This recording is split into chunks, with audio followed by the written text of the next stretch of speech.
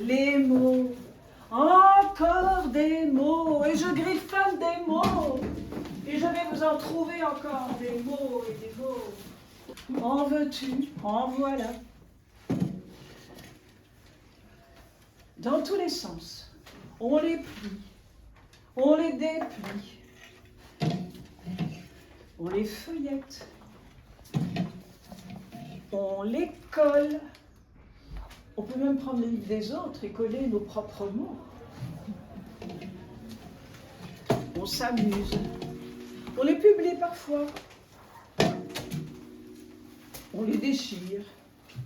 On les plie. Et parfois même, on les écrit à la main.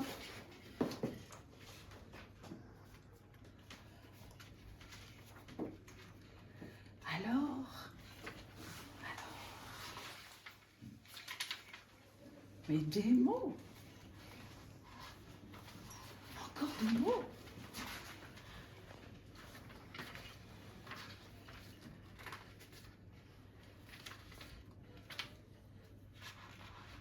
Ça fait des années que je griffonne. Je les vois passer au pas.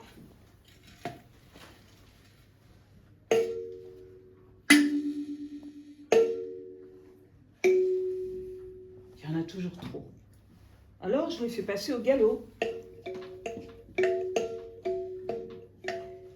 Et parfois même au trot. Des mots, des mots, des mots qui se dépassent au galop. Il faut que je m'accroche au rythme du galop, qui passe en double croche et parfois triple croche. Des mots, des mots, des mots, et toujours au galop. Je vais me prendre une bûche, un gadin. C'est que c'est pas une peluche, ce pur sang, dans le vent. Il frôle la stratosphère. Je me vois m'envoler. Sous nous, on voit la terre. J'entends les mots crier. Les mots, les mots, les mots. Ils m'entraînent dans leur valse. Ça fait bim et ça fait pams. Ça fait bim, ça fait pams. Parfois, ils me murmurent de ralentir l'allure. Et ça fait bim et ça fait pams. Ils chevauchent les nuages et les rires et les larmes. Ça fait bim, ça fait pams, sans jamais ralentir. Je m'accroche au poneau, les mots, les mots, les mots vont toujours au galop. Je vais me la prendre celle-là, je baisse la tête et passe. Au loin, je vois l'impasse. Je vais me fracasser et mon corps tout cassé, bien au-delà du mur. Murmure encore de mon corps fracassé, des mots, encore des mots, cette fois-ci murmurés.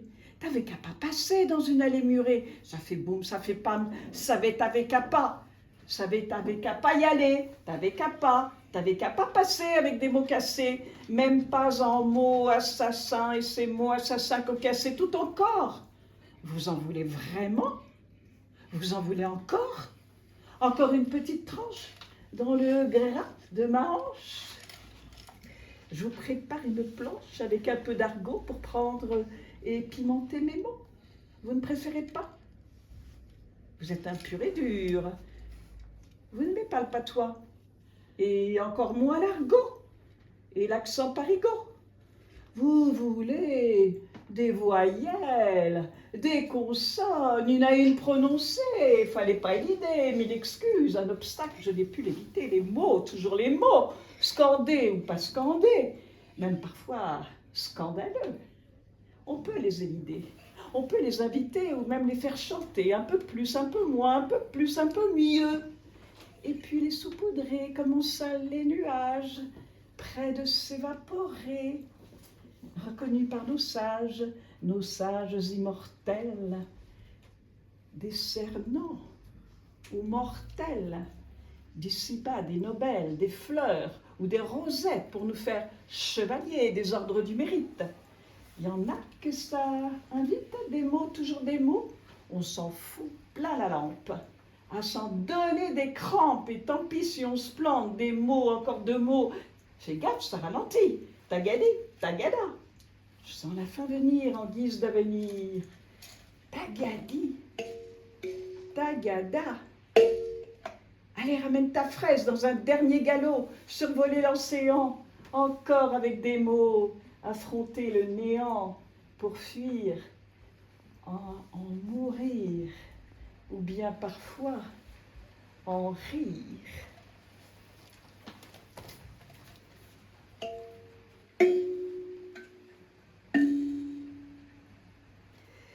Des mots pour la galerie. Nous partageons ensemble l'amour des animaux et aussi des tortues. Et c'est cela qui nous a menés là, avec des lapins, des chiens et la tortue toujours, en hommage à Michael. Devinez pourquoi Arnaud m'a choisi. Arnaud aime les minimalistes.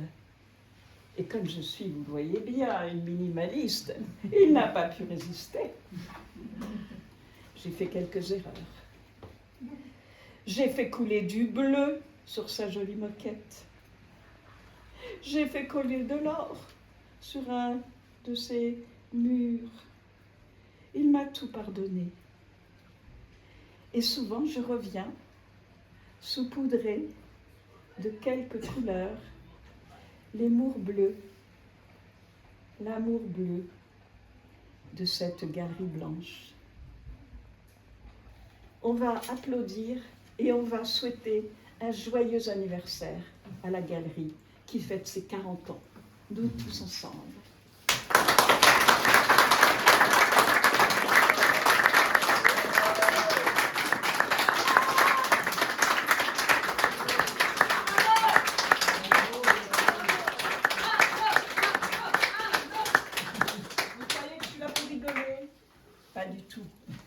Pas du tout. Parce que parfois, la vie est triste. Je rends hommage à la galerie, mais je rends parfois aussi hommage à mon papa. Les fidèles de la galerie connaissent ce poème. Il a été édité depuis, et dans mon livre, toujours très sobre, je vais pouvoir vous le lire. Trouvons juste la bonne page. Et si nous le lisions à un endroit tout de même?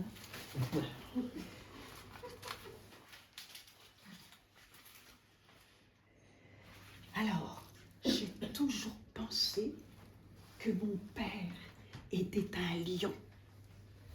En fait, c'est un hamster. Il rugit comme un lion. Mais dès qu'on a le dos tourné, il ronge tout.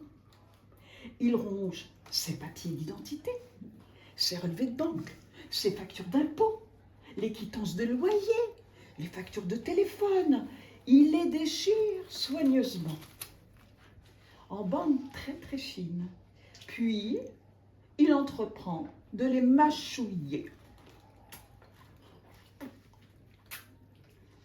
Jusqu'à ce que les écritures deviennent illisibles. Ensuite, il les régurgite soigneusement. Pour vérifier qu'aucune lettre ne subsiste. Quand le papier est bien mâché, il passe alors à la phase suivante, la phase petite boulette. Selon l'inspiration, elles peuvent prendre la taille d'une perle, d'une bille, d'un caillou. La plupart du temps, elles sont rondes. La phase suivante est la dispersion. Papa choisit avec soin ses petits coins. Au début, j'ai cru que des petites souris grignotaient son butin, mais j'ai trouvé ces petites perles au fond des poches ou bien cachées au fond des tiroirs. Et quand les boulettes sont bien cachées, papa réclame alors ses papiers qu'il vient de faire disparaître. Il a besoin de vérifier que personne n'a deviné. Si on découvre cette petite boule de papier devant lui, il fait mine de découvrir. Oh ben tiens, oh ben c'est bizarre. Oh mais comme c'est bizarre. Il prend l'air de rien. Ensuite, il se met dans son fauteuil et il pleure. Il pleure. Il pleure ses papiers disparus. Il accuse les uns, puis les autres. Il pense même que quelqu'un a voulu lui voler son diplôme. Je tente de déplier les petites boules pour voir si par hasard un mot ne serait pas resté lisible. Le hamster a bien fait les choses. Tout est absolument illisible. À l'hôpital, ça énerve les infirmières. On lui confisque le papier à lettres, les stylos. Et ils veulent m'empêcher d'écrire. Je le fournis en cachette, en stylo et papier. Il écrit d'abord des lettres de dénonciation. Moi, je dois les poster. Puis il se ravise et me demande un café. Je descends à la cafétéria. Les lettres se transforment illico presto en boulettes. Impossible de le prendre en flagrant délit. Une seule fois, j'ai vu sa joue gonfler. Je n'ai pas eu de cœur de révéler que j'avais percé son secret. À l'hôpital, le médecin explique qu'il ira bientôt dans un établissement adapté. Il proteste. Il veut rentrer chez lui. Il me supplie de le sauver. Et pendant que je tente d'amadouer le médecin, il met son manteau, ses chaussures, son bonnet. Toutes ses affaires sont déjà dans un grand sac caché sous le lit. Il me dit « Allez, on y va !» Il glisse sa main sous mon bras pour retrouver son terrier et transformer les actualités du monde en petites boulettes de papier mâché. Mots et mots effacés, papa en novembre, éclair de lucidité, zébrant le néant, flux, reflux de la mémoire, longue valse Alzheimer.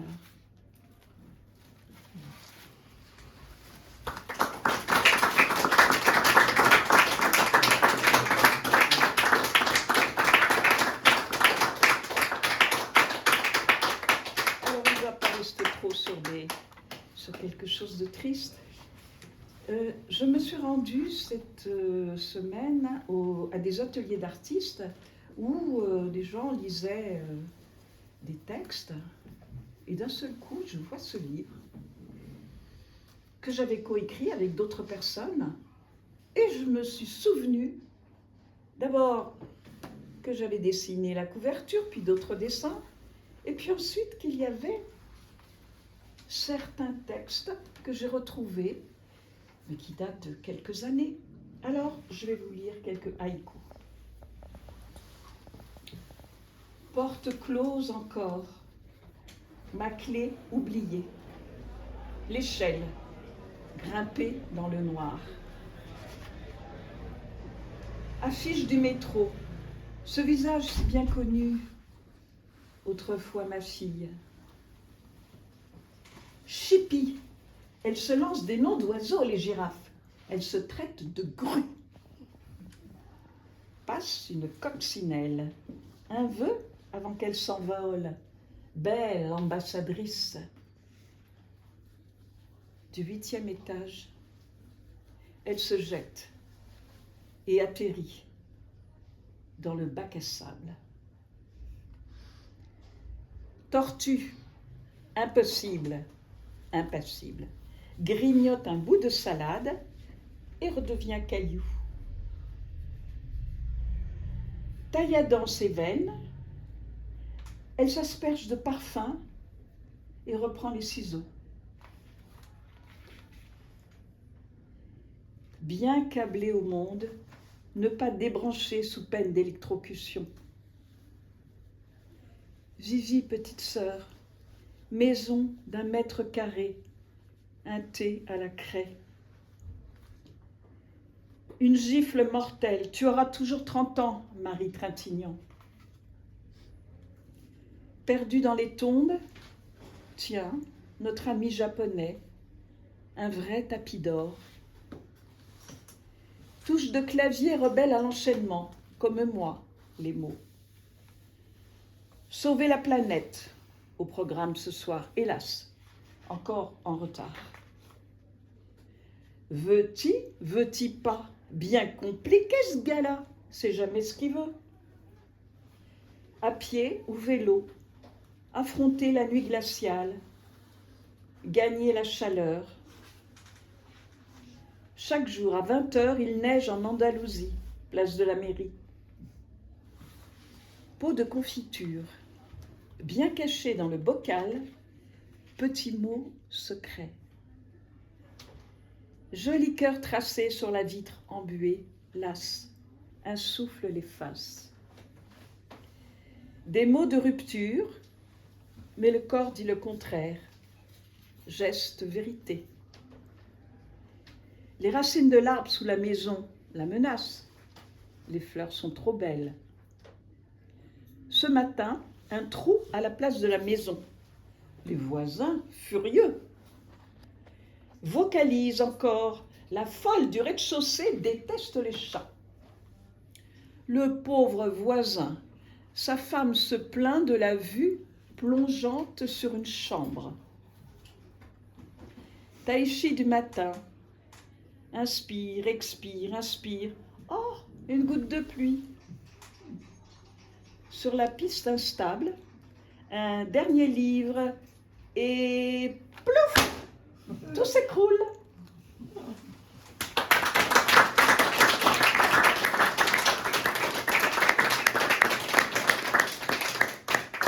Alors là, il y a quelques haïkus, mais je pense que vous avez plutôt envie de prendre un petit verre.